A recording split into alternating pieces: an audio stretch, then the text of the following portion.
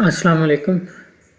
आज के video tutorial के अंदर हम HDL कोडर के ऊपर अप डाउन काउंटर डिज़ाइन करना सीखेंगे और फिर उसी अप डाउन काउंटर का वाइला कोड जनरेट करेंगे और उसको Xilinx विवाडो सॉफ्टवेयर पे सिंथेसाइज करके FPGA बोर्ड पर टेस्ट करेंगे। तो सबसे पहले हम अपना सिमुलिंक मॉडल ओपन करते हैं।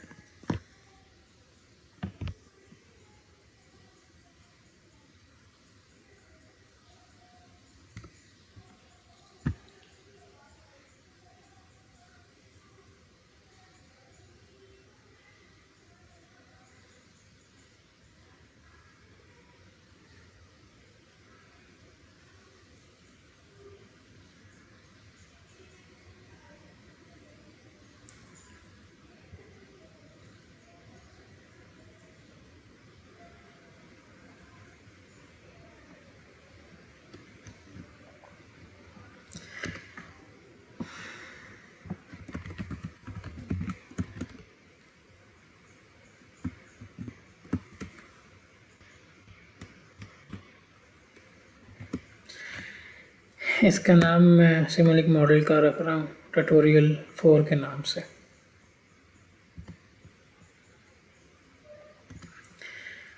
और साथ ही मैं इसकी सेटिंग्स भी कर रहा हूँ,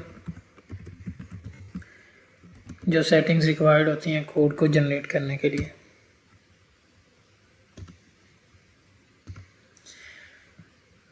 और अगर अभी हम आप नोट करें तो सिमुलिंक लाइब्रेरी के जो सारे ब्लॉक्स हैं वो सारे लोडेड हैं। मुझे अब इनकी ज़रूरत नहीं है क्योंकि मैंने सिर्फ वो ब्लॉक चाहिए जो HDL सपोर्टेड हो। तो उसकी कमांड है HDL लाइब्रेरी। तो अब आप नोट करेंगे कि जो ब्लॉक HDL सपोर्टेड नहीं है वो सारे हाइड हो जाएंगे। ओके, अब क्योंकि हमने काउंटर डिज़ाइन करना है तो इस सिमुलिंक के अंदर HDL कोडर के अंदर कुछ काउंटर बिल्ट इन भी मौजूद है। फॉर एग्जांपल एक फ्री रनिंग काउंटर है,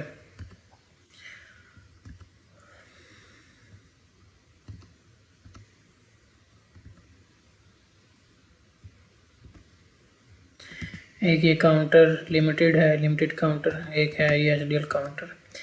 पहले मैं थोड़ा इन ब्लॉक्स को एक्सप्लेन कर लूँ।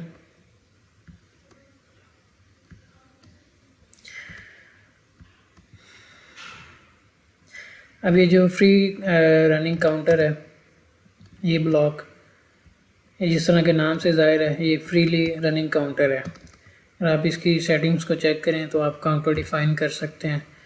तो आपने जिस नंबर ऑफ़ बिट्स एंटर करनी है 4, तो ये 4 बिट का काउंटर डिज़ाइन हो जाएगा। और अगर मैं आपको इसकी सिमुलेशन करके दिखाऊं और यहाँ पे मैं काउंट वैल्यू लिख दूँ और इसको लॉक कर दूँ,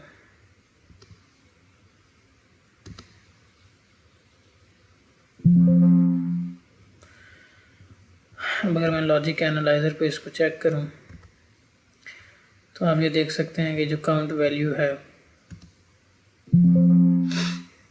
ये 0 1 2 3। अब ये क्योंकि वैल्यू इंक्रीमेंट हो रही है यहाँ से, अगर आप देखें आफ्टर एवरी 1 सेकेंड, तो ये सैम्पल टाइम हम यहाँ पे चेंज कर सकते हैं।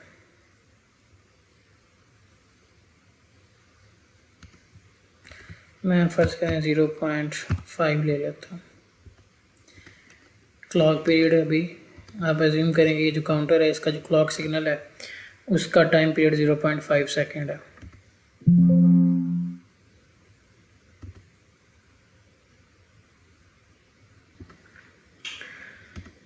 अभी मैं यहाँ पर यहाँ पर भी 0.5 लिख देता हूँ सैम्पल टाइम। तो आप नोट कर सकते हैं कि अब आफ्टर एवरी 0.5 सेकेंड ये काउंटर वैल्यू इंक्रीमेंट हो रही है 1 से लेकर 9 तक। फिर आगे अगर आप मैं इसका हेक्साडेसिमल फॉर्मेट से इसको अनसाइंड कर दूँ आप देख सकते हैं कि 10 से 15 तक और फिर आगे 0 से ऑन, क्योंकि ये 4 बिट का काउंटर हमने यहाँ पे लिखा हुआ है। इसी तरह ये जो लिमिटेड काउंटर है, आप यहाँ पे इसकी अपर लिमिट स्पेसिफाई कर सकते हैं। फॉर एग्जांपल आप अगर चाहते हैं काउंटर जैसे 0 से लेकर 9 तक काउंट करें, तो आप यहाँ पे 9 लिख देंगे, तो ये 0 से लेकर 9 तक का काउंटर बन जाएगा। अब ये जो HDL काउंटर है, इसके अंदर ये आपके पास और भी ऑप्शंस अवेलेबल हैं। फॉर एग्जांपल आप इसको फ्री रनिंग काउंटर के तौर पर भी यूज़ कर सकते हैं, काउंटर लिमिटेड के तौर पे भी यूज़ कर सकते हैं, और मोडोलो काउंटर के तौर पे भी यूज़ कर सकते हैं। अब और यहाँ पे एक्स्ट्रा आपके पास ऑप्शंस भी अवेलेबल हैं कि आप पैरेलल लोड भी इसमें कोई डाटा करवाना चाह रहे हैं, डायरेक्शन की भी इनपुट चाहिए आपको, इनेबल की भी चाहिए, एंड सो ऑन। और यहाँ पे word length, number of bits भी बता सकते हैं। तो ये सारे के सारे जो काउंटर है आप ये यूज़ कर सकते हैं। और फ़र्ज़ करें अगर मैंने ये वाला जो काउंटर है, अब मैं इन दोनों को ख़त्म कर रहा हूँ। अगर आपने इसका कोड जनरेट करना हो तो आप पहले इसका सब सिस्टम बनाएंगे कंट्रोल G से, और यहाँ पे काउंट वैल्यू,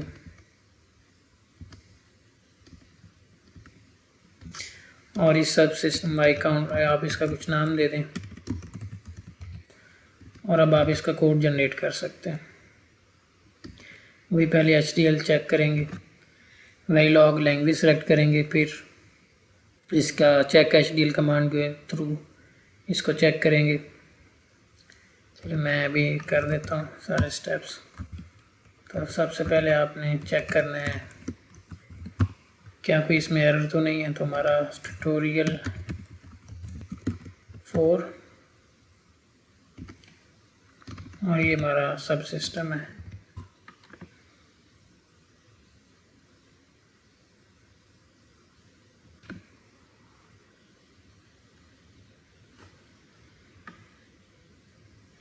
कोई एरर नहीं है। तो अब हम क्या करेंगे कि अब हम अपनी लैंग्वेज वगैरह सेलेक्ट करेंगे।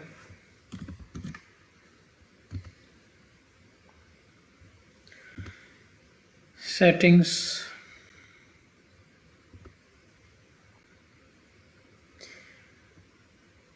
मैं इसको वेरिलॉग कर रहा हूँ, और ट्रेसेबिलिटी रिपोर्ट इसकी कर रहा हूँ ओके। अब मैं यहाँ पर मेक HDL लिखूँगा।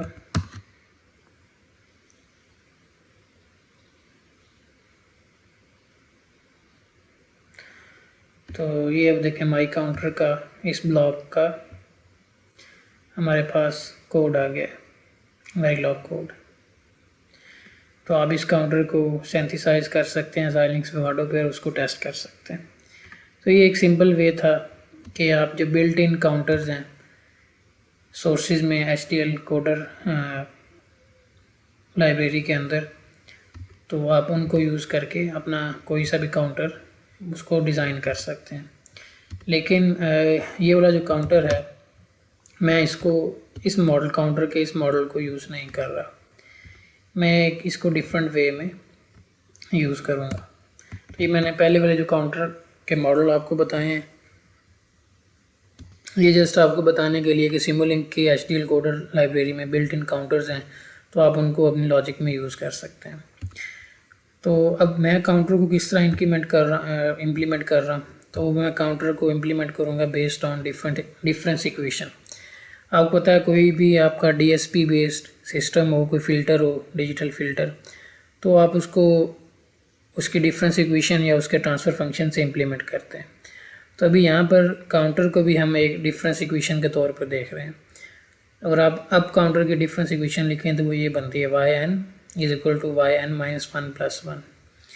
अगर difference equation of the down counter लिखें तो वो yn माइनस 1 माइनस 1 बनती है। अब अगर आप इन दोनों इक्वेशंस को कंबाइन करें तो difference equation of the up down counter with d as control input, तो वो ये बनती है। अब ये किस तरह बनती है difference equation of up counter, इसको थोड़ा सा मैं एक्सप्लेन कर देता हूँ।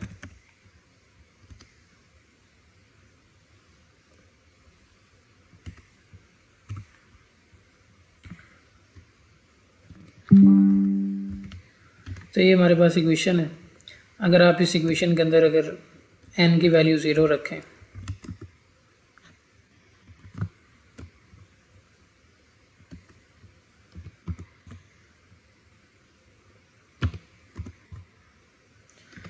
तो आप देखेंगे कि तो आपकी जो इक्वेशन है वो बनेगी y0 और y -1 + 1। अब y -1 इनिशियल कंडीशन आप अज्यूम कर लेंगे वो 0 है, तो आपका आंसर 1 आ जाएगा। तो आपका 1 आ गया।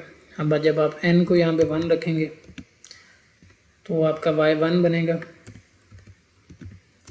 तो y1 अगर आप इस इक्वेशन में 1 - 1 तो ये y की 0 बन जाएगी वैल्यू,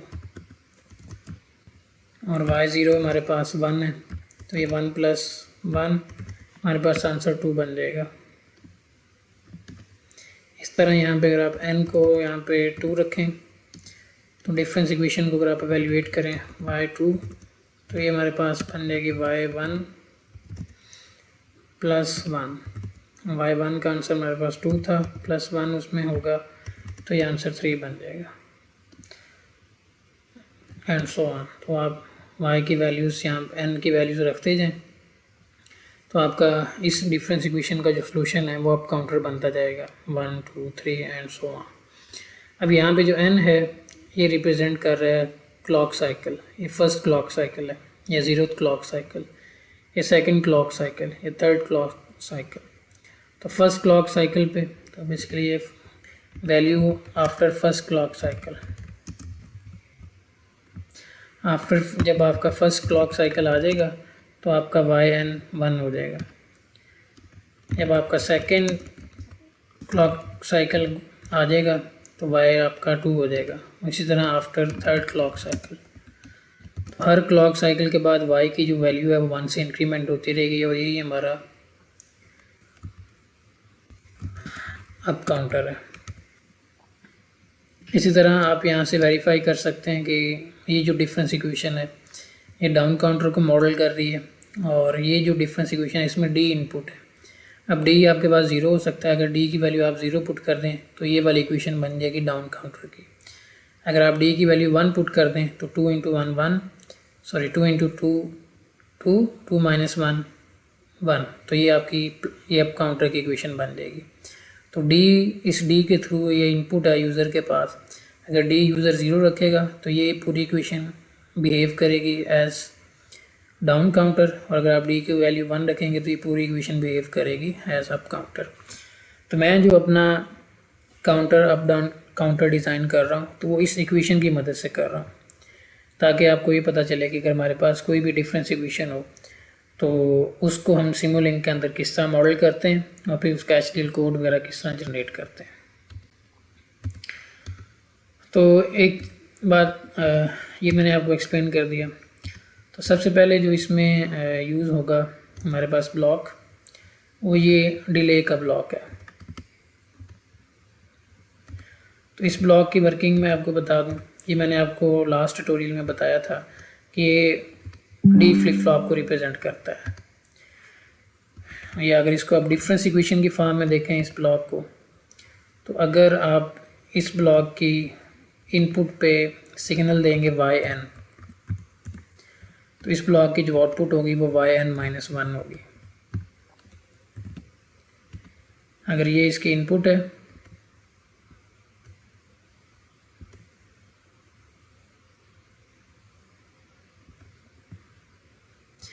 अगर ये सिग्नल इसके इनपुट पे जाएगा तो इस ब्लॉक की जो आउटपुट है वो ये वाला सिग्नल होगा।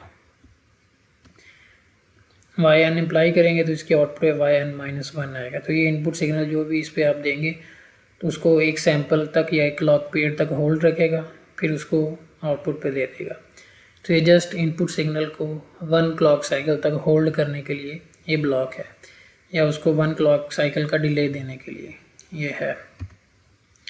तो अगर मैं अब अपनी इस इक्वेशन को देखूँगा yn = yn - 1 + 2d - 1, तो अगर मैंने इस इक्वेशन को इम्प्लीमेंट करना है तो मैंने yn को डिले करना है। तो उसके लिए मुझे ये चाहिए होगा वाई एन माइनस, अगर मैं यहाँ पे वाई एन दूँगा तो यहाँ पे वाई एन माइनस 1 आएगा। और उसके बाद अगर आप देखें तो ये इस इक्वेशन में 3 फैक्टर आ रहे हैं, ये फर्स्ट फैक्टर है, ये सेकंड फैक्टर है, ये थर्ड फैक्टर है, तो तीनों आपस में ऐड हो रहे हैं, तो ऐड होके ये वाई एन बनेगा। तो मैं अभी इस इक्वेशन को इम्प्लीमेंट करता हूँ। तो उसके लिए मुझे यहाँ पर मैथ ऑपरेशंस और ये ऐड का ब्लॉक मैं यूज़ कर लूँगा, और इस ऐड के ब्लॉक के नंबर ऑफ़ जो इनपुट कनेक्शंस हैं वो हम बढ़ा सकते हैं अपनी मर्ज़ी से, प्लस प्लस माइनस।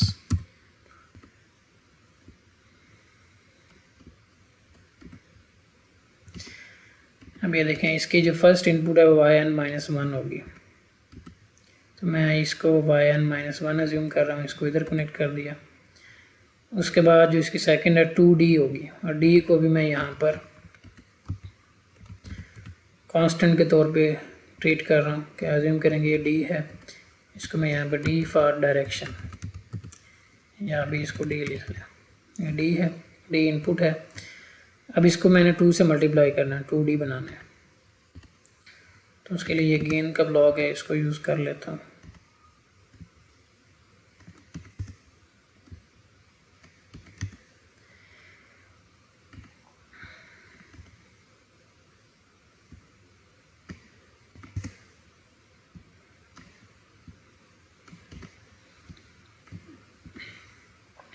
ये D इनपुट है, इसका गेन मैं 2 रख देता हूँ। तो अब ये D 2 से मल्टीप्लाई होकर 2D बन गया, और ये दोनों ये वाई एन माइनस 1 है, ये वाला, इसको वाई एन माइनस 1 लिख लें। और यहाँ पे जो हमारा सिग्नल आ रहा है वो 2D है। ओके, अब और इसमें -1 करना है, तो मैं एक और कांस्टेंट ब्लॉक यूज़ कर लेता हूँ, उसकी वैल्यू 1 रख देता हूँ और उसको यहाँ पे कनेक्ट कर देता हूँ। तो अब ये जो ब्लॉक है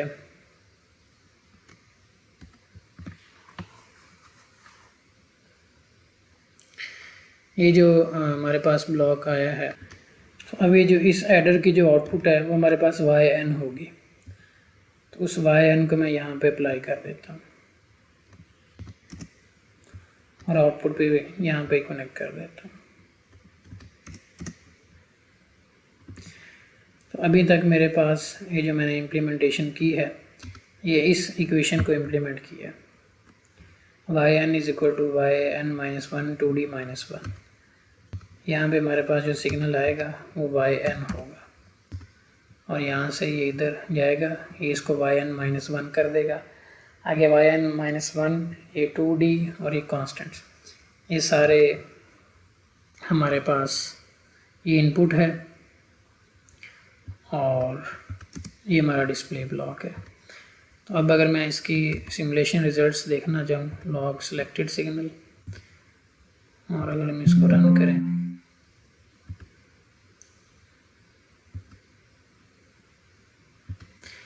तो आप देख सकते हैं कि ये एक हमें कोई एक्यूरेट रिजल्ट्स नहीं मिल रहे। उसकी रीज़न ये है कि ये डबल टाइप वेरिएबल है, हमने इसकी जो डाटा बिट्स है उसको डिफ़ाइन करना है कि कितने नंबर ऑफ़ बिट्स का ये सिग्नल है। तो उसके लिए मैं जो D है पहले इसको डिफ़ाइन करता हूँ, फिक्स DT, कि D मेरे पास एक बोलियन वेरिएबल होगा या 1 बिट का एक वेरिएबल होगा, तो उसको U फिक्स 1 कहेंगे, अनसाइंड 1 बिट, तो ये 1 बिट का मैंने कर दिया। अब ये कांस्टेंट है, ये वाला है, तो ये भी 1 बिट का सिग्नल है, इसको 1 बिट का सिग्नल आप अज्यूम कर लें। तो इसको भी मैं लिख रहा हूँ फिक्स DT अनसाइंड 1 बिट, ये इसको भी 1 बिट का कर दिया। ओके, अब हमें ये काउंटर कितने बिट का चाहिए, तो मैं अज्यूम कर रहा हूँ कि 8 बिट का काउंटर ले लेता हूँ इसको। तो एडर की जो मैक्सिमम आउटपुट है फिक्स DT वो 8 बिट तक जा सकती है, अनसाइंड 8 बिट।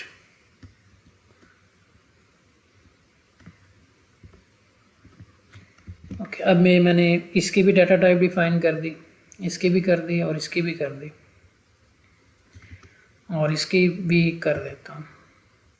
वैसे तो ये खुद भी डिटरमिन कर लेगा, लेकिन हम लिख देते हैं अगर ये 1 है तो उसको 2 से मल्टीप्लाई करेंगे तो 2 बन जाएगा, और 2 को रिप्रेजेंट करने के लिए हमें 2 बिट्स चाहिए। तो ये मेरे पास u फिक्स 2 होगा।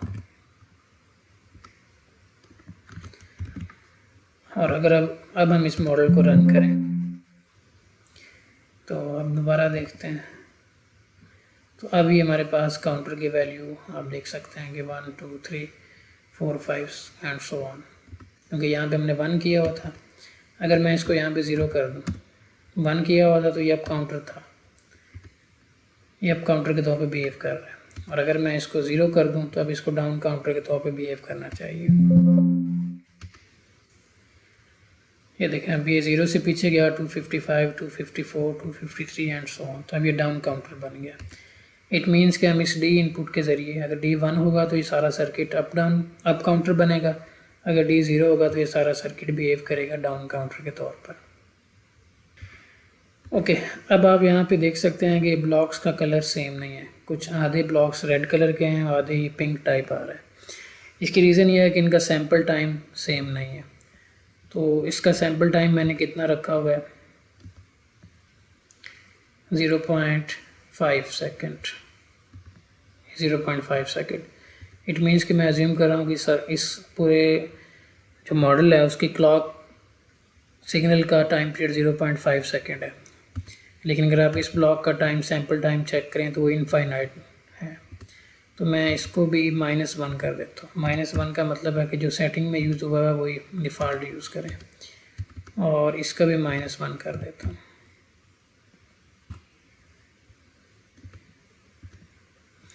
अब अगर मैं दोबारा इसको रन करूं तो अब आप देख सकते हैं कि ये ब्लॉक भी रेड हो गई। इसका मतलब ये होगा कि सर्किट के अंदर जितने भी कंपोनेंट्स लगे हुए हैं सब का जो ऑपरेटिंग क्लॉक फ्रीक्वेंसी है वो सेम हो गई है। तो अब ये मेरे पास जो है आप कह लेंगे अप डाउन काउंटर का जो सर्किट है ये मॉडल वो बिल्ट हो गया है। अगर मैं ओके, अब मैं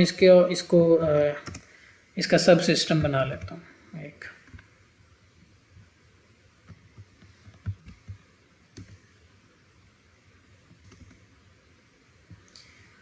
तो मैं अब यहाँ पे ये इसकी डायरेक्शन इनपुट है,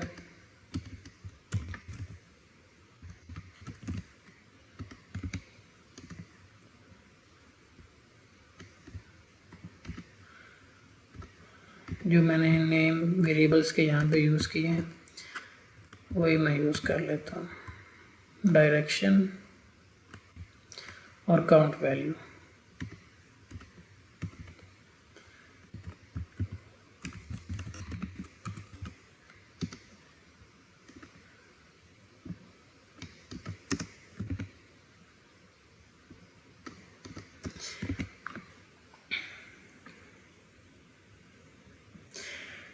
यहाँ से अब आप हर सिग्नल की जो नंबर ऑफ़ बिट्स हैं वो देख सकते हैं।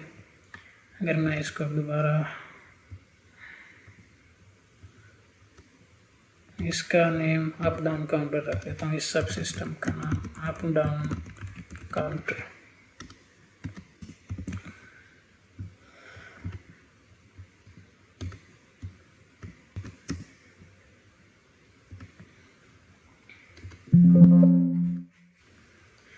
तो ये अप काउंटर है क्योंकि डायरेक्शन इनपुट 1 है।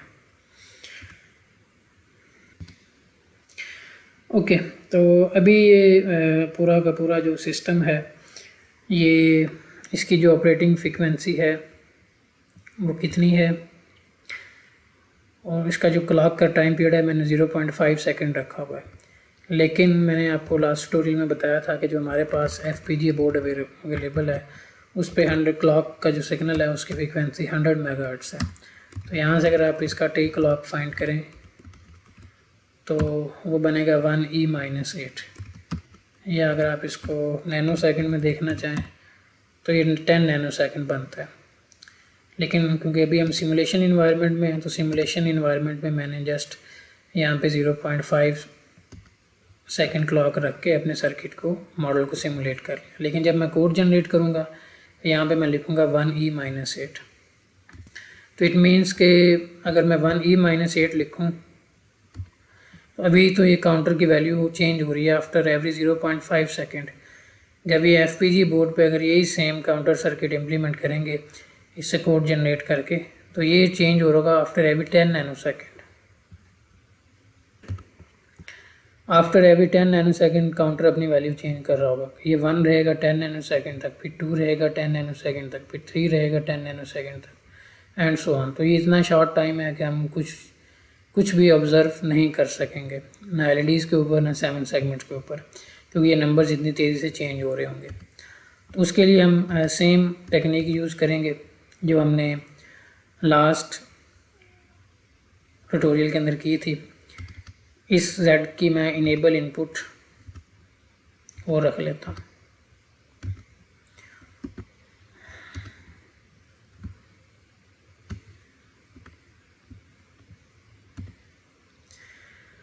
तो मैं यहाँ पे इनेबल लिख देता हूँ और इस इनेबल पे स्टेट मशीन कनेक्ट कर देता हूँ जो कि पल्स देगी आफ्टर एवरी 1 सेकेंड।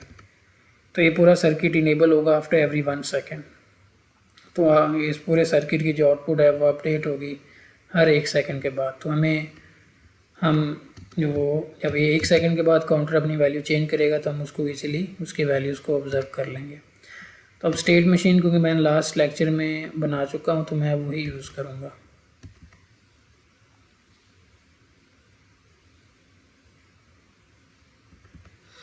ये स्टेट मशीन हमने बनाई थी, मैं इसी का ब्लॉक कॉपी कर रहा हूँ और यहाँ पर इसको पेस्ट कर रहा हूँ।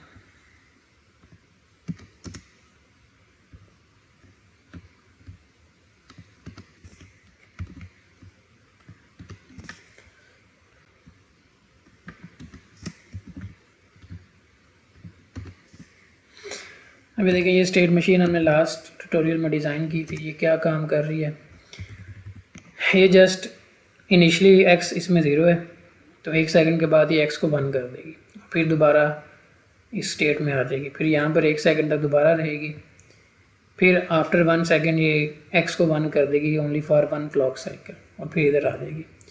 तो ये स्टेट मशीन बेसिकली हमें एक पल्स देगी जो कि हाई हो जाएगी only for 1 clock period after every 1 second.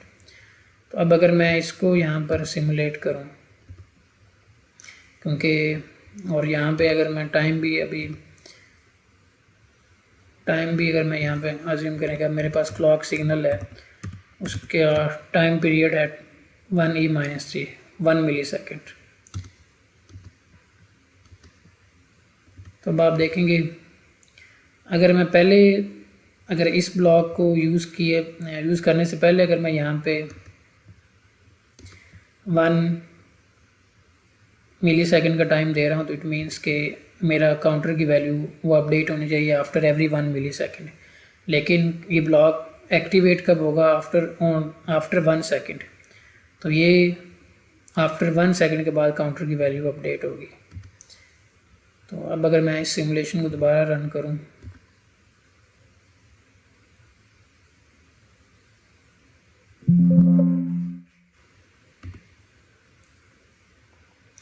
तो यहाँ पे आप ये देखें कि अगर मैं इसको जूम करके दिखाऊँ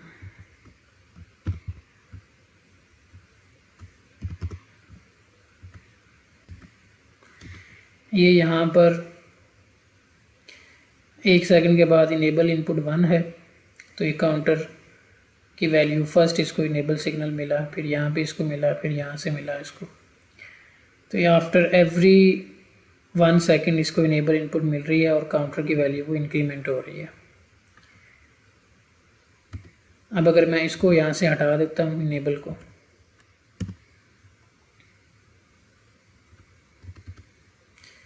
बेसिकली अगर मैं इसको यहाँ पे ख़त्म कर देता हूँ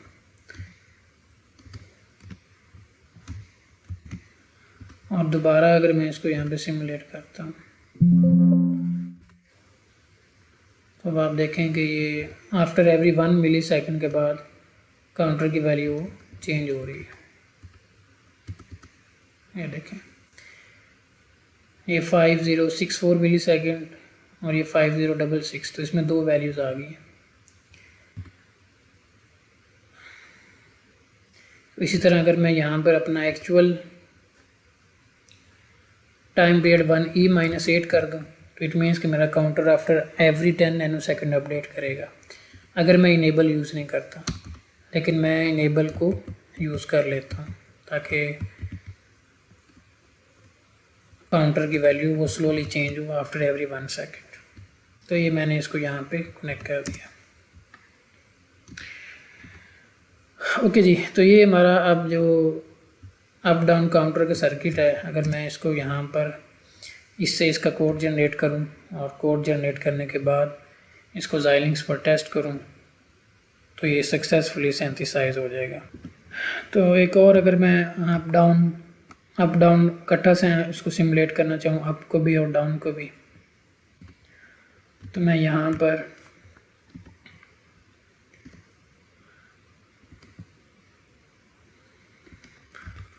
पहले ओरिजिनल अपना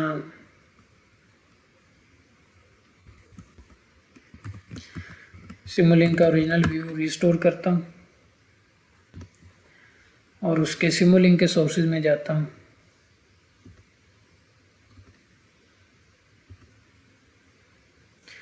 और यहाँ से स्टेप का ब्लॉक यूज़ कर लेता हूँ।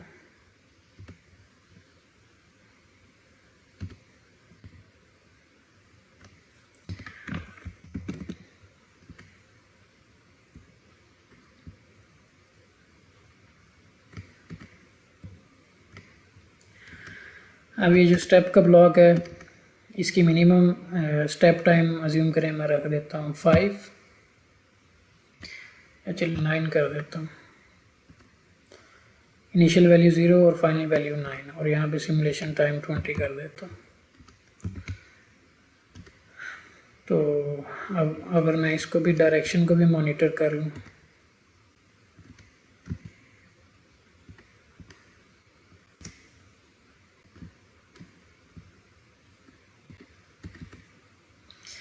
और इस ब्लॉक को मैं बूलियन डिफाइन कर देता हूँ क्योंकि डायरेक्शन जो मेरी इनपुट है वो बूलियन टाइप है।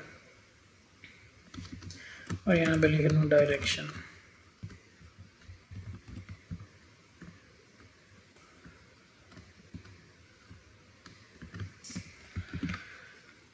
ओके, अगर अब मैं इसकी सिमुलेशन करूँ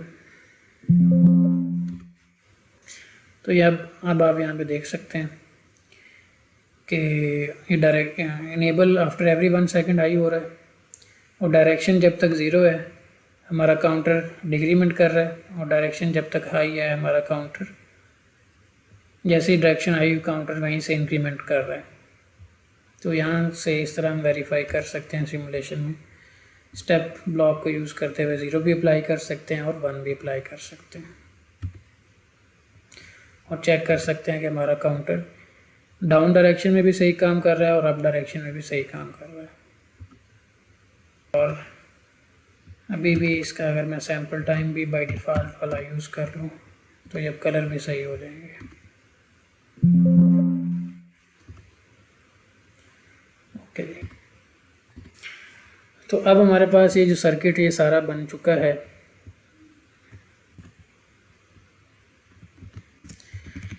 ये अब काउंटर और इसकी 8 बिट आउटपुट वैल्यू है। ये आफ्टर अगर मैं अब इसका कोड जनरेट करूं तो ये आफ्टर एवरी 1 सेकेंड अपनी आउटपुट को इंक्रीमेंट या डिक्रीमेंट करेगा based on the direction input. लेकिन वो जो आउटपुट है वो एलईडीज़ के ऊपर डिस्प्ले होगी। अब अगर एज्यूम करें कि मैं ये चाहता हूँ कि ये आउटपुट मेरी एलईडीज़ के ऊपर भी डिस्प्ले में आए और 7 सेगमेंट्स के ऊपर भी आए, तो उसके लिए मुझे 7 सेगमेंट, हमारे पास जो FPGA बोर्ड पे 7 सेगमेंट्स अवेलेबल हैं, उनका कंट्रोलर डिज़ाइन करना पड़ेगा। तो वो मैं पहले कर चुका हूँ। तो मैं कंट्रोलर 7 सेगमेंट डिस्प्ले कंट्रोलर का जो ब्लॉक है, ये वाला ब्लॉक मैं इसको कॉपी कर लेता हूँ और यहाँ पर इसको पेस्ट कर देता हूँ।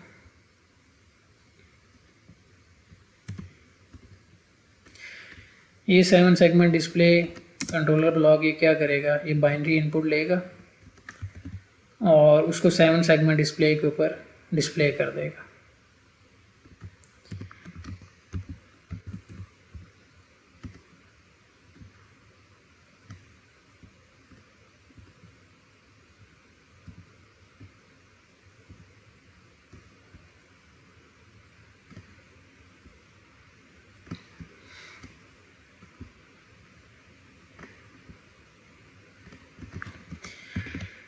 ओके, अगर मैं आपको इस ब्लॉक की वर्किंग बताऊं तो इस ब्लॉक में क्या क्या चीज़ें लगी हुई हैं।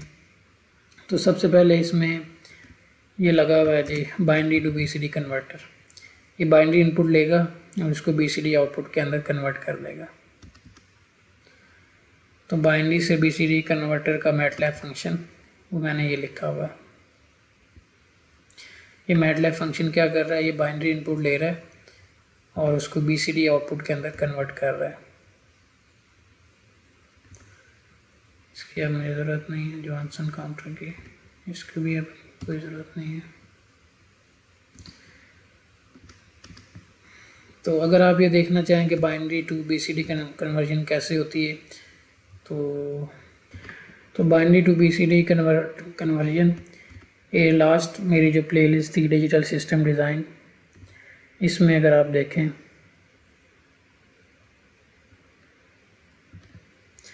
तो इसकी जो ये प्लेलिस्ट है binary to BCD converter design, तो ये इसका डिज़ाइन यहाँ पे एक्सप्लेन किया हुआ है। थ्योरेटिकल डिज़ाइन यहाँ पे एक्सप्लेन किया हुआ है, उसी डिज़ाइन को मैंने यहाँ पर मैटलैब में उसको इम्प्लीमेंट किया है। ये जो फंक्शन है ओके, तो इस वजह से अब यहाँ इसकी डिटेल में नहीं जा रहा कि ये binary to BCD converter block कैसे काम करता है। ओके, तो अब आपके पास यहाँ पे उसके बाद है 7 सेगमेंट डिस्प्ले कंट्रोलर। ये एक स्टेट मशीन है, ये स्टेट मशीन है। एस रीसेट है, S0, S1, S2, S3, S4, S5, S6, S7, ये इसकी स्टेट्स हैं। और ये स्टेट मशीन मैंने ये बेसिकली मल्टीप्लेक्सिंग ऑफ 7 सेगमेंट ये यहाँ पर एक्सप्लेन की होगी, ये ट्यूटोरियल नंबर 3 में। मल्टीप्लेक्सिंग ऑफ 7 सेगमेंट, तो ये ट्यूटोरियल 3 अगर आप इसका देखें तो ये स्टेट मशीन को एक्सप्लेन किया गया है। और मैं अगर इसको तो ये अगर ये लास्ट ट्यूटोरियल था,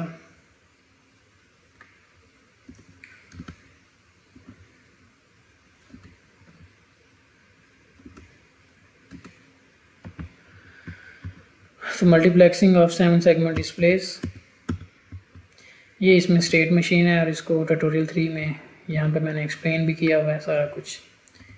तो इसी स्टेट मशीन की बेस पे और मैंने ये स्टेट मशीन डिज़ाइन की हुई है।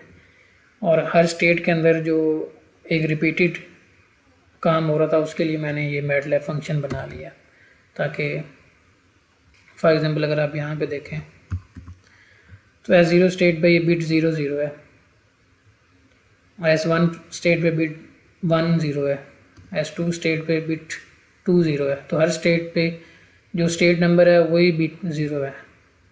तो ये लॉजिक यहाँ पे इम्प्लीमेंट हो रही है। अगर 1 स्टेट पे है तो AN की जो फर्स्ट पोजीशन पे या 0th पोजीशन पे बिट 0 हो जाएगी, बाकी 1 होगी। इस तरह 2 पे है तो 2 पे 0 हो जाएगी एंड सो ऑन।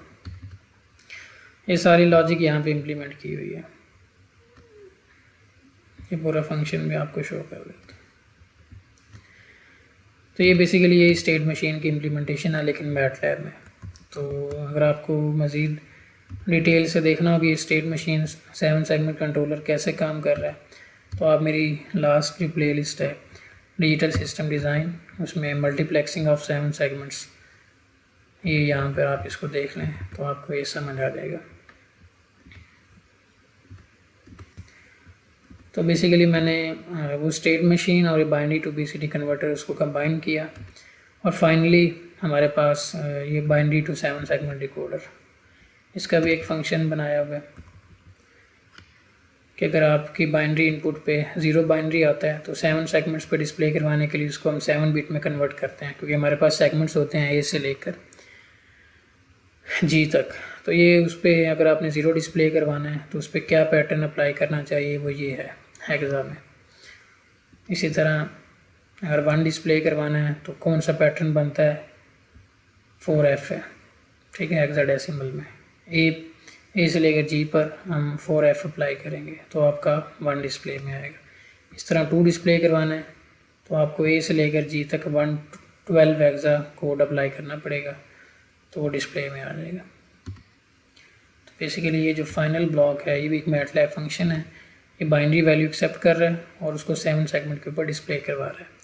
तो ये जो 7 सेगमेंट कंट्रोलर डिस्प्ले कंट्रोलर है इसके अंदर 3 जो ब्लॉक्स हैं वो आ रहे हैं, बाइनरी टू BCD कन्वर्टर, फिर 7 सेगमेंट कंट्रोलर, ये बेसिकली मल्टीप्लेक्सिंग कर रहा है 7 सेगमेंट्स की, और उसके बाद फिर फाइनली बाइनरी से 7 सेगमेंट डिकोडर है। ओके जी, तो ये हमारा 7 सेगमेंट डिस्प्ले कंट्रोलर उसकी ब्रीफ डिस्क्रिप्शन है।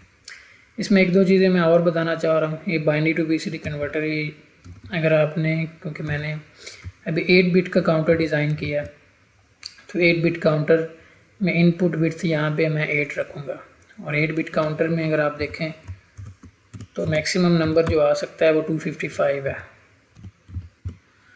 तो 255 में 3 BCD आ रहे हैं, ये फर्स्ट BCD है, या सेकंड BCD है, या थर्ड BCD, और एक BCD को रिप्रेजेंट करने के लिए 4 बिट्स चाहिए होती हैं। तो मैं यहाँ पे लिख रहा हूँ कि आउटपुट BCD डिजिट्स मेरे पास 3 होंगे। तो ये मैनुअल हमने सेटिंग करनी है।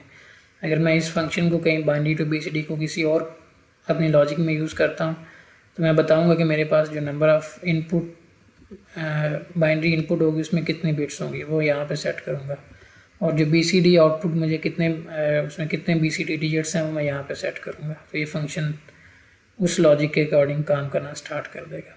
इस केस में अप डाउन काउंटर में हमारी इनपुट बिट्स 8 बिट है, काउंटर 8 बिट का है, और हमें उसमें 3 BCD डिजिट्स आएंगे, इसमें से यहाँ पे मैंने 3 लिखा हुआ है। तो ये यूज़र डिफाइंड इसकी सेटिंग है। सेकंड, ये मैंने ये कंट्रोल इनपुट बनाई हुई है DP ऑन ऑफ के नाम से। तो हमारे पास हर सेगमेंट के साइड पे एक डॉट अवेलेबल होता है। मैं आपको यहाँ पे शो करूँ,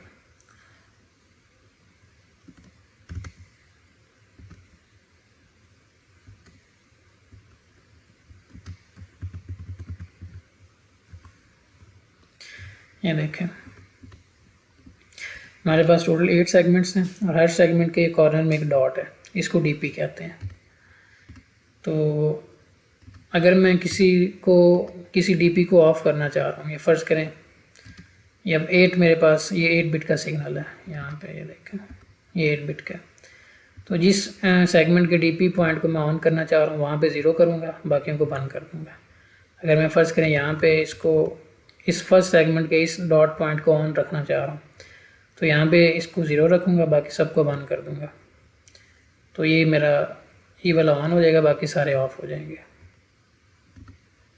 अभी ये मैंने 15 किया हुआ है, मैं अज्यूम करें कि सब DP पॉइंट्स को 15 का मतलब क्या है, इसको आपने बाइनरी उसमें देखना है, बाइनरी वैल्यू देखनी है।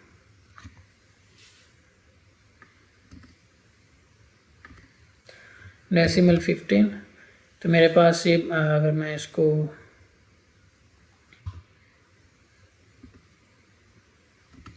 फिफ्टीन के ऊपर आप 0F कंसिडर करें या 15, तो हमारे जो फर्स्ट 4 सेगमेंट्स हैं अगर आप इसकी 8 बिट वैल्यू लें तो ये बनेगा टेट्रा 0 टेट्रा 1। तो टेट्रा 1 जो फर्स्ट 4 सेगमेंट्स हैं इट मीन्स के उनका DP पॉइंट ऑफ हो जाएगा, और लास्ट वाले जो 4 सेगमेंट्स हैं उनका DP पॉइंट ऑन हो जाएगा। अगर आप 15 वैल्यू यहाँ पे रखते हैं तो जिस DP पे 0 जाएगा वो ऑन हो जाएगा, जिस DP पे 1 जाएगा वो ऑफ हो जाएगा। अब अगर मैं यहाँ पे 255 कर दूँ तो इट में 255 डबल F होता है, डबल F का मतलब है सारे 1 8 1। तो ये सब के DP ऑफ हो जाएंगे, ये भी DP ऑफ होगा, ये भी डॉट भी ऑफ हो जाएगा, ये भी ऑफ होगा, ये भी ऑफ होगा, एंड सो ऑन। अगर मैं यहाँ पे 0 कर दूँ तो अब मेरे जब मैं कोड अपलोड करूँगा तो हर DP पॉइंट पे 0 जाएगा और सारे के सारे DP पॉइंट्स ऑन हो जाएंगे। तो यहाँ पे फ़र्ज़ करें आप अपना कोई सा भी बाइनरी नंबर अप्लाई करके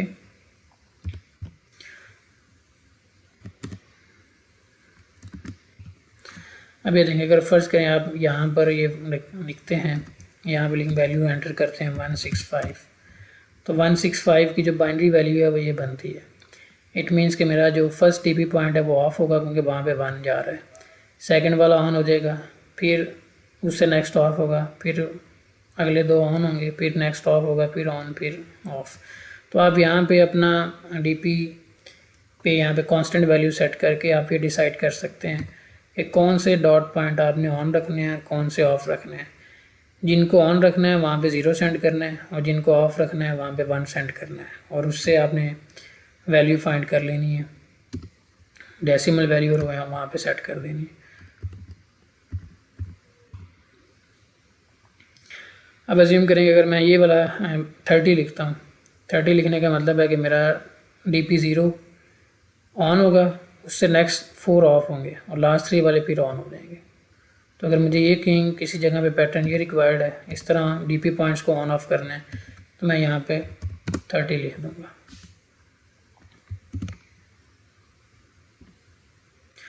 तो अभी मैं सबको ऑफ रखना चाह रहा हूँ, तो मैंने इनको ऑफ रखना है तो 255 रख दूँगा, तो सारे DP पॉइंट्स ऑफ हो जाएंगे। इसी तरह अब ये जो कांस्टेंट है DP ऑन ऑफ, ये जो डॉट पॉइंट्स हैं अवेलेबल हैं, इनका कंट्रोल इम्प्लीमेंट कर रहा है।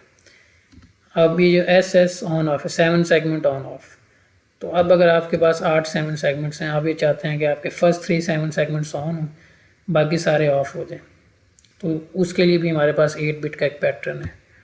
अगर मैं आपको ये 248 का पैटर्न दिखाऊँ, ये भी 8 बिट की वैल्यू है, तो मैं अगर डेसिमल 248 लिख रहा हूँ, इट मीन्स के फर्स्ट अब ये क्योंकि मैंने SS ऑन ऑफ पे 248 रखा हुआ है, इट मीन्स के फर्स्ट 7 सेगमेंट्स मेरे ऑन होंगे, बाकी उससे नेक्स्ट 5 ऑफ होंगे, क्योंकि फर्स्ट 3 पे 0 जा रहा है और नेक्स्ट 5 पे 1 जा रहा है।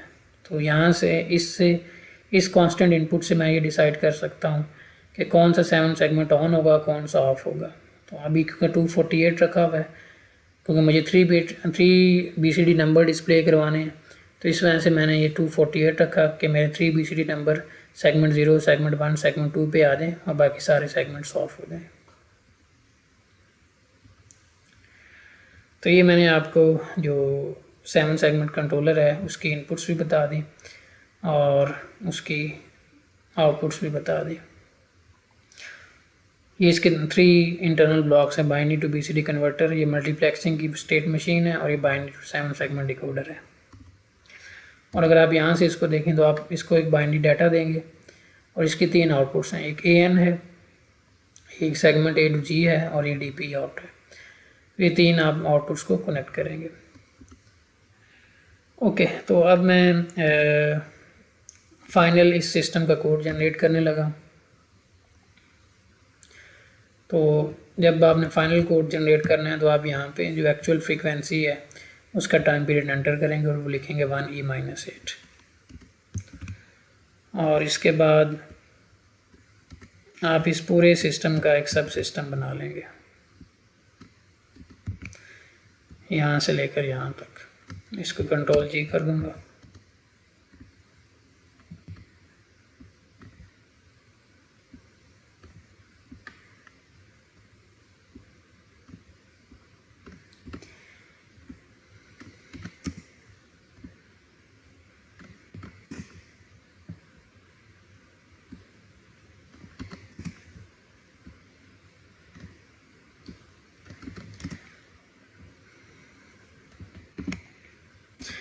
और इस सब सिस्टम का आप नाम लिख दें, for example up down counter HDL।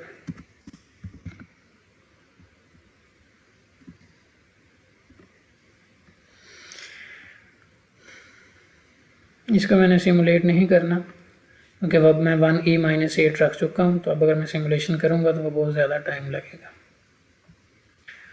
तो बस मैं इस वजह से रन किया ताकि चेक कर सकूँ कि इसमें कोई एरर तो नहीं है। तो ये रन हो रहा है, इट मीन्स कि इसमें कोई एरर नहीं है।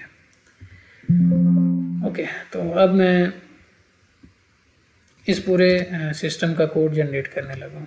तो उसके लिए भी सबसे पहले मैं चेक करूँगा चेक HDL, क्या इसमें कोई एरर तो नहीं है। ट्यूटोरियल 4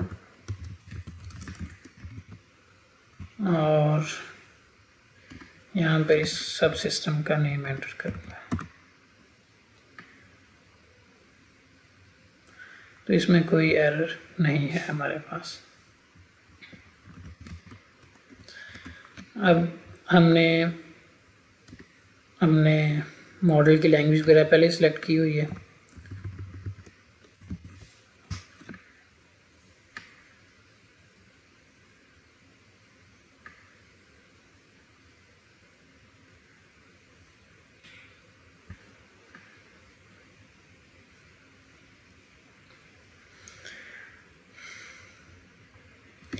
तो ये देखें, जब इस पूरे सिस्टम का मेरे पास वेरिलॉग कोड जनरेट हो गया और इसमें जितने भी ब्लॉक्स हैं हर ब्लॉक का अलग कोड आएगा और सारे आपस में इंटीग्रेटेड होंगे। ये इसकी ट्रेसेबिलिटी रिपोर्ट है। आप देख सकते हैं कि हमारे पास कितनी वेरिलॉग की फाइल्स जनरेट हुई हैं। 1 2 3 4 5 6 7 8 9 10। तो ये पूरा जो अप डाउन काउंटर का मॉडल है with display controller, 7 segment display controller, तो ये तकरीबन 10 फाइल्स वेरिलॉग कोडिंग की फाइल्स जनरेट हुई हैं इसको इम्प्लीमेंट करने के लिए। और सबसे टॉप लेवल फाइल ये है, ये टॉप लेवल है। ये पल्स जनरेटर को, अप डाउन काउंटर को और 7 सेगमेंट डिस्प्ले को ये कंबाइन कर रही है। उसके बाद ये पल्स जनरेटर FSM, ये लास्ट ट्यूटोरियल में भी हमने देखी थी। उसके बाद जो हमारा अप डाउन काउंटर है ये उस ब्लॉक का कोड है। ये 7 सेगमेंट डिस्प्ले कंट्रोलर उसका, ये 7 सेगमेंट डिस्प्ले कंट्रोलर HDL, ये इंटरनल जो FSM है, ये आप देख सकते हैं कितना लेंथी कोड है, तकरीबन 700 लाइंस हैं कोड में।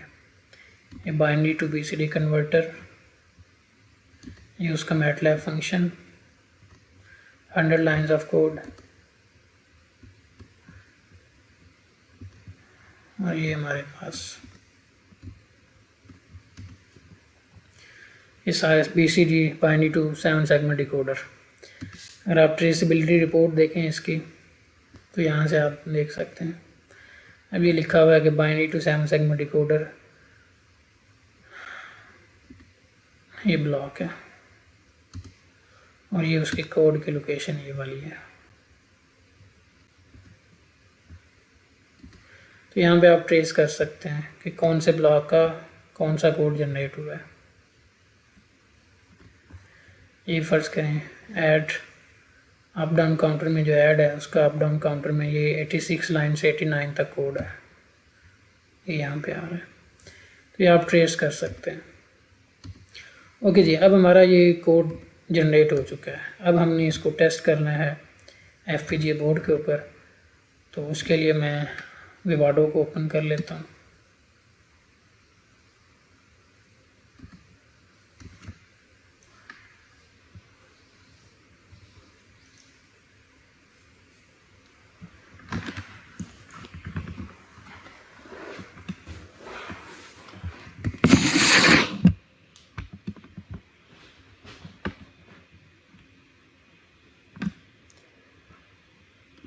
तो अब मैं विवाडो पे प्रोजेक्ट बनाता हूँ और जो कोड जनरेट हुए हैं उनको सिंथेसाइज करता हूँ। और प्रोजेक्ट का जो टॉप लेवल फाइल नेम है वो यही सिस्टम का नाम रख देता हूँ। और यहाँ पर मैं इसको पाथ प्रोवाइड कर देता हूँ। अब कह रहा है कि जो फाइल्स आप कुछ हैं तो वो ऐड करें। तो मेरे पास ये सारी फाइल्स जनरेट हुई हैं, इसमें से काफ़ी ज़्यादा सारी वेरिलॉग की फाइल्स हैं। तो ये सारी वेरिलॉग की फाइल्स मैं यहाँ से कॉपी करता हूँ। कॉपी करने के बाद मैं ये Xilinx वाले प्रोजेक्ट में ऐड कर देता हूँ। अब अगर मैं यहाँ पे ऐड करूँगा तो ये इसमें ये फाइल्स आ गई हैं, इनको सेलेक्ट करता हूँ। Okay, next next. अब यहाँ पे डिवाइस नंबर एंटर करना है।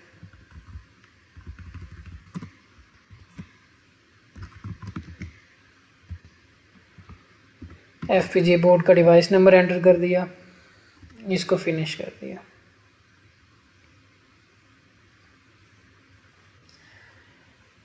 तो अब सबसे पहले मैं इस कोड को सिंथेसाइज करके चेक करूँगा कि क्या इसमें Xilinx के ऊपर कोई एरर तो नहीं आता।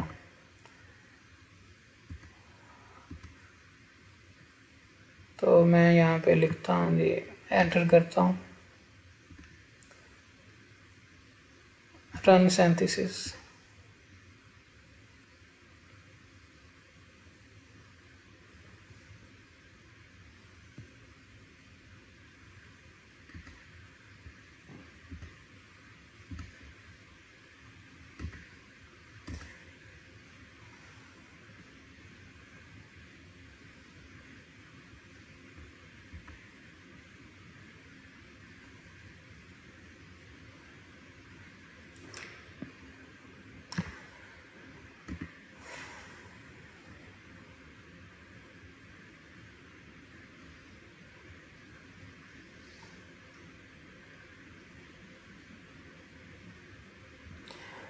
तो कोड इज सिंथेसाइज सक्सेसफुली। अगर मैं इसकी देखना चाहूँ कि इसकी स्कीमेटिक कौन सी है,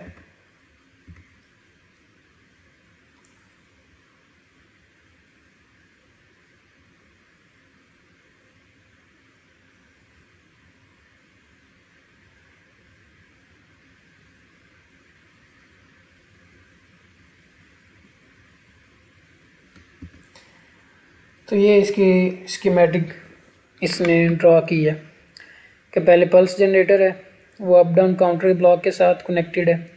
ये एक्स उसका इनेबल, इसकी इनेबल पे जा रहा है।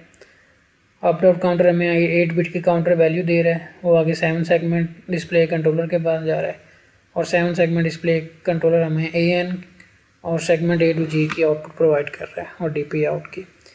एक हमारी डायरेक्शन इनपुट है, क्लॉक इनपुट है, क्लॉक इनेबल है, रीसेट है और ये C आउट क्लॉक इनेबल के साथ ही कनेक्टेड है। अगर आप किसी का इंटरनल स्ट्रक्चर देखना चाहें तो आप यहाँ पे प्लस साइन पे क्लिक करें तो आप यहाँ से देख सकते हैं कि जो हमारा अप डाउन काउंटर का वो इसका ये इक्विवेलेंट सर्किट जनरेट हुआ है।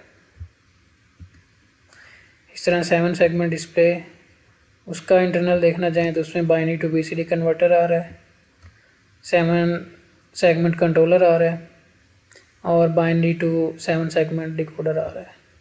और अगर किसी ब्लॉक की मज़ीद डिटेल देखनी है तो आप उसकी इंटरनल देख सकते हैं यहाँ पे इस तरह करके। ये देखें, ये इतना बड़ा सर्किट जनरेट हुआ है ये 7 सेगमेंट डिस्प्ले कंट्रोलर के लिए। ये उसके इंटरनल डायग्राम है, टॉप लेवल पे ये है। ओके जी, तो अब हमने हमारा नेक्स्ट टारगेट ये है कि अब हम पिन्स की असाइनमेंट करते हैं।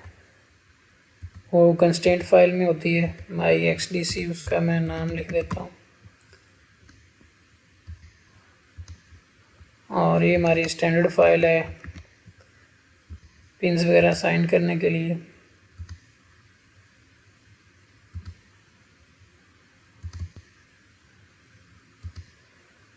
तो यहाँ पर अगर मैं देखूँ कंस्ट्रेंट फाइल,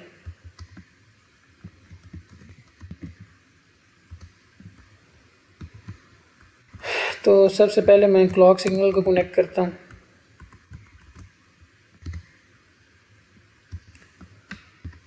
क्लॉक हमारा यहाँ पर ये है जी क्लॉक, ये क्लॉक आ गया, ये भी क्लॉक आ गया। अब ये 100 मेगाहर्ट्ज़ क्लॉक सिग्नल हमारी क्लॉक इनपुट के साथ कनेक्ट हो गया। अब स्विचेस मैंने कनेक्ट करने हैं तो मैं स्विचेस को पहले अनकमेंट कर लेता हूँ।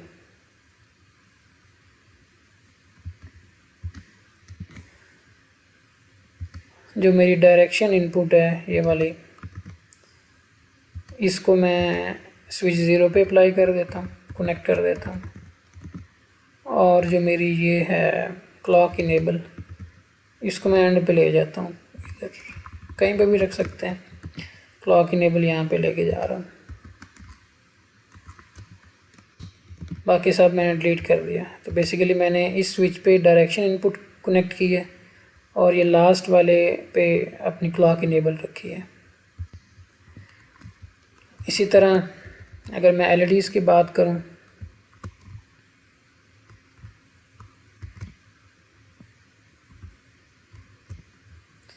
पहले मैं इनको अनकमेंट करता हूँ।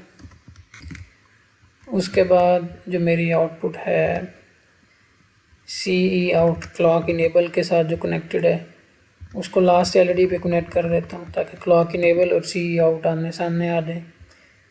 उसके बाद मेरे पास ये जो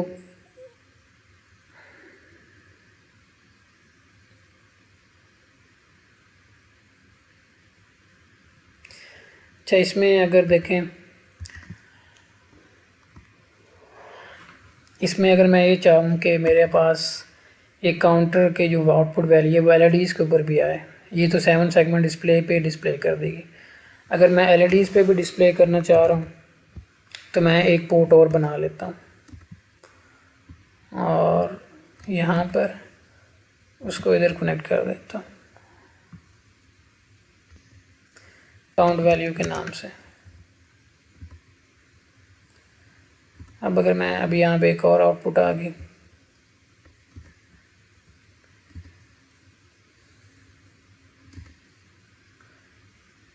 ये भी ठीक है। अब मैं दोबारा से कोड जनरेट कर रहा हूँ क्योंकि मैं ये काउंटर की जो वैल्यू है वो LEDs के ऊपर भी डिस्प्ले करवाना चाह रहा हूँ और 7 सेगमेंट्स के ऊपर भी डिस्प्ले करवाना चाह रहा हूँ। तो मैं कोड दोबारा से जनरेट करता हूँ। ये पहले वाला बेशक प्रोजेक्ट में इसको Xilinx पे वाडो का जो प्रोजेक्ट बनाया है इसको मैं डिलीट कर रहा हूँ और यहाँ पे दोबारा कोड जनरेट कर रहा हूँ।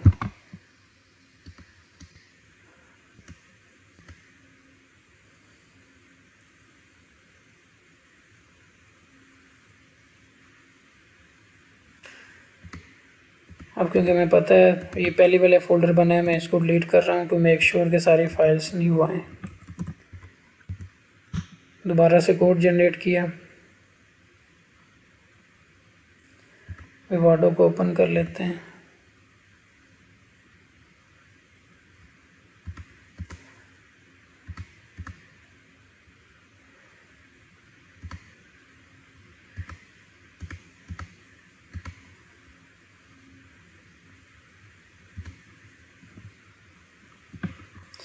कोड जनरेट हो चुका है। दोबारा से अब मैं दोबारा इसको विवाडो पे दोबारा प्रोजेक्ट बनना पड़ेगा क्योंकि फाइल्स मेरी कोडिंग फाइल्स उसमें मैंने 8 बिट की एक्स्ट्रा आउटपुट ऐड की है to display the binary counter output value on LEDs। दोबारा फाइल्स यहाँ से उठाऊंगा, कॉपी करूँगा, कॉपी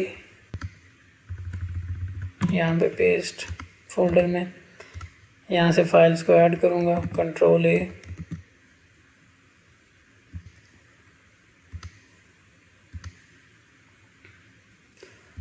और डिवाइस नंबर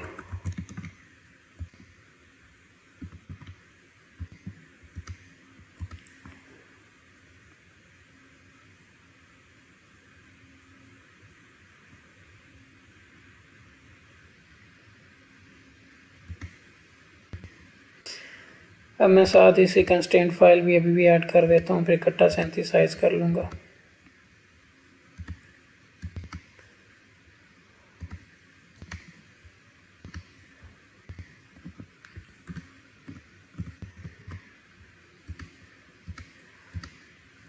ये सारी पिन्स को मैं कॉपी कर लेता हूँ,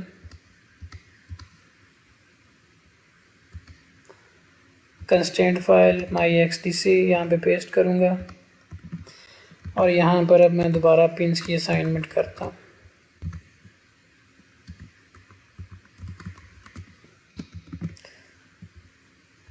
ये है जी क्लॉक सिग्नल, क्लॉक मैंने यहाँ पे कनेक्ट कर दिया। स्विचेस को सबसे पहले ऑन कमेंट करता हूँ,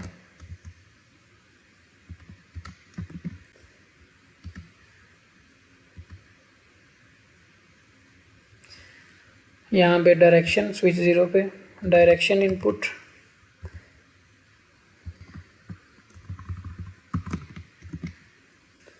और क्लॉक इनेबल इनपुट मैं यहाँ पे लास्ट पे कनेक्ट कर रहा हूँ,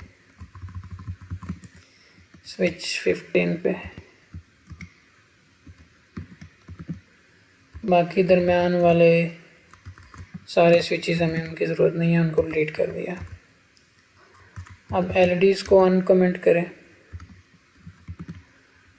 तो जो फर्स्ट 8 LEDs हैं वहाँ पे मैं काउंट वैल्यू को डिस्प्ले कराना चाह रहा हूँ, काउंटर की बाइनरी वैल्यू। तो LED 0 यहाँ पे ये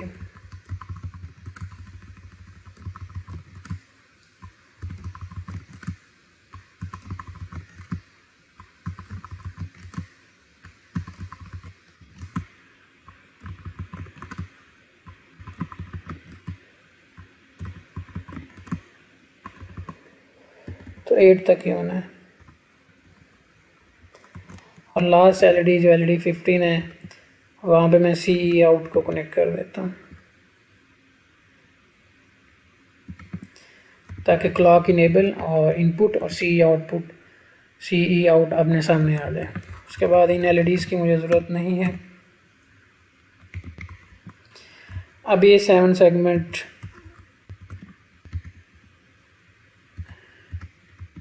CA 7 सेगमेंट में आपको पता है A से लेकर G तक सेगमेंट्स होते हैं और हमारी जो आउटपुट है ये सेग A to G। तो ये सेग A to G, इसकी जो 6th बिट है वो हमारा A है, इसकी जो 5th बिट है वो हमारा B है।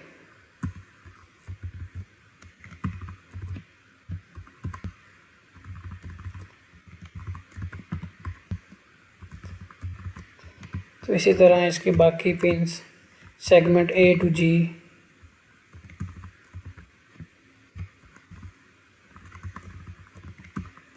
ये 1 और ये 0। अच्छा, अब मैं आपको अगर ज़रा बता दूं कि 7 सेगमेंट्स को कंट्रोल करने के लिए कितनी हमें पिंस चाहिए।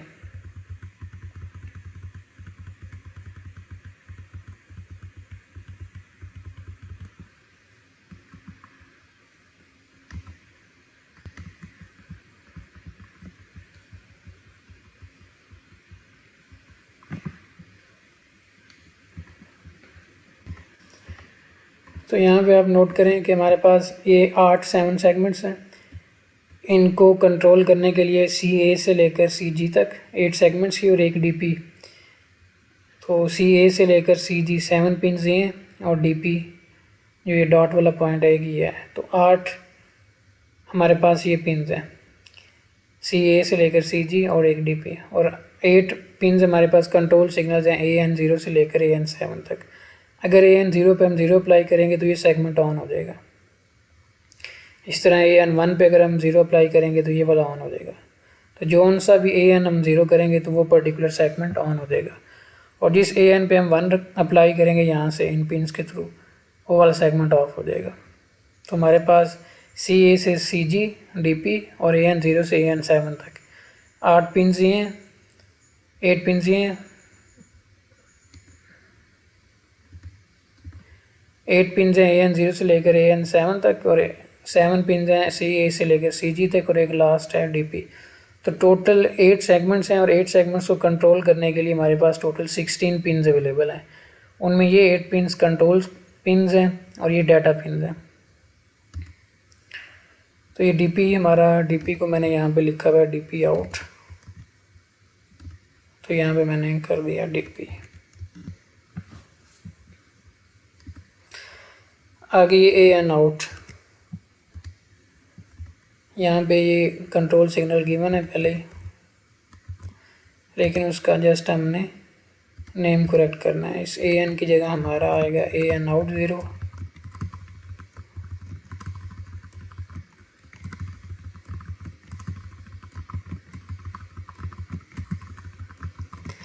तो ये हमने अपने कंट्रोल सिग्नल्स भी कनेक्ट कर दिए। अब हमारे पास एक रहेगा जैसे रीसेट। तो रीसेट को यहाँ पर मैं किसी पुश बटन के साथ, फॉर एग्जांपल अगर मैं आपको दिखाऊँ यहाँ पर,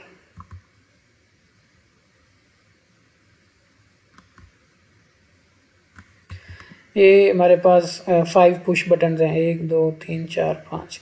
तो एज्यूम करें P17 वाले पे मैं ये लिखा हुआ है P17, इस पर रीसेट अप्लाई कर देता हूँ। अगर मैं पुश बटन प्रेस करूँ तो मेरा सारा सर्किट रीसेट हो जाए। तो मैं यहाँ पर जो पुश बटन हैं P17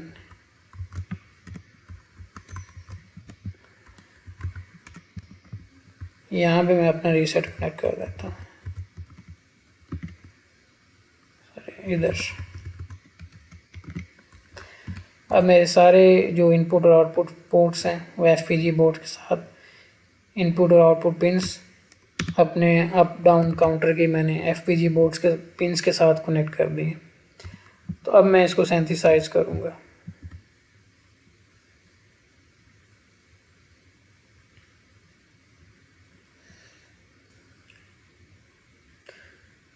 होपफुली इसमें कोई एरर नहीं होगा और जब ये सिंथेसाइज हो जाएगा तो फिर मैं इसकी बिट स्ट्रीम फाइल को जनरेट कर दूँगा। तो आप देख सकते हैं कि हमारी सिंथेसिस सक्सेसफुल है। और अगर मैं अपना इसका डिज़ाइन चेक करना चाहूँ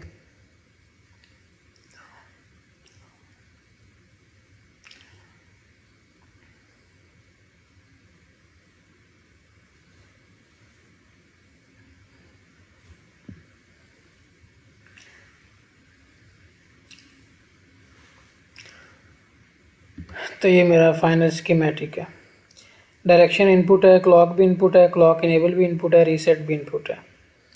सी आउट है और काउंट वैल्यू, इसको मैंने एलईडीज़ के साथ कनेक्ट किया है और ये ए एन डी पी और सेगमेंट ये काउंटर की वैल्यू को 7 सेगमेंट के ऊपर डिस्प्ले करवाएंगे।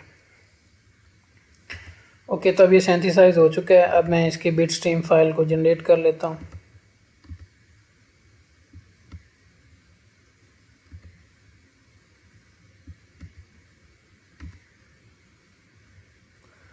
जनरेट बिट स्ट्रीम,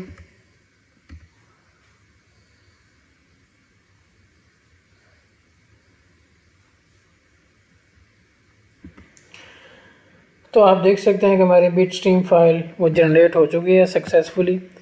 तो अब नेक्स्ट स्टेप आपको पता है कि मैं एफपीजीए बोर्ड कनेक्ट करूँगा, ओपन हार्डवेयर मैनेजर पे क्लिक करूँगा और इस बिट स्ट्रीम फाइल को एफपीजीए बोर्ड पर अपलोड कर दूँगा और उसकी वर्किंग को टेस्ट करूँगा।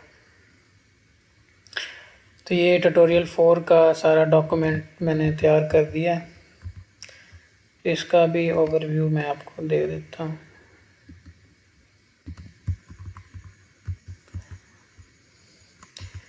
ये बताया हुआ है सेटिंग कि आपने कोड जनरेट करने से पहले यहाँ पे टाइम पीरियड एंटर करना है। ये हमारा टॉप लेवल मॉडल है। फिर ये अप डाउन काउंटर का मॉडल है। ये नोट लिखा हुआ है डीपी ऑन ऑफ और एसएस ऑन ऑफ के बारे में जो मैंने एक्सप्लेन किया है। ये मैटलैब फंक्शन जो यूज़ हुए हैं बाइनरी टू बीसीडी कन्वर्जन में, उसका कोड गिवन है। ये स्टेट मशीन है। ये स्टेट मशीन का इंटरनल स्टेट डायग्राम है। स्टेट मशीन के अंदर जो फंक्शन मैटलैब का यूज़ किया है स्टेट के ऊपर लॉजिक इम्प्लीमेंट करने के लिए वो ये हमारी ट्रेसेबिलिटी रिपोर्ट और ये जो भी कंपोनेंट हैं सबका जो कोड जनरेट किया है वेरिलॉग का। तो आप देख सकते हैं तकरीबन 36 पेजेस का डॉक्यूमेंट है। तो आप देख सकते हैं अगर आपको ये कोड मैन्युअली लिखना पड़ता तो कितनी आपको एफ़र्ट रिक्वायर्ड होती करने में। ये सारा वेरिलॉग का कोड आपको मैन्युअली लिखना पड़ता, तब जाके आप अपना अप डाउन काउंटर उसकी वर्किंग 7 एफपीजीए बोर्ड की एलईडीज़ पे और 7 सेगमेंट डिस्प्ले के ऊपर टेस्ट कर पाते। और यहाँ पे अभी हमने ये सारा कोड हमने एचडीएल कोडर के थ्रू जनरेट करवा लिया। ये हमारे फाइनल एक्सटीसी फाइल है।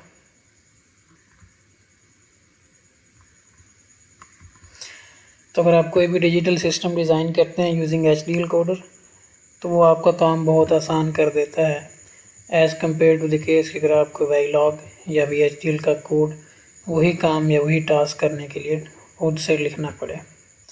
तो ये उसके कंपैरेटिवली काफ़ी इजी है एचडीएल कोडर यूज़ करना। उससे अपना सिस्टम डिज़ाइन करना और फिर उसको टेस्ट करना। ओके जी, अब मैं इस बिटस्ट्रीम फाइल को FPG पर अपलोड करूँगा और टेस्ट करके इस वीडियो का ट्यूटोरियल का सेकंड पार्ट बनाकर अलग से अपलोड करूँगा। ओके जी, अल्लाह हाफिज़।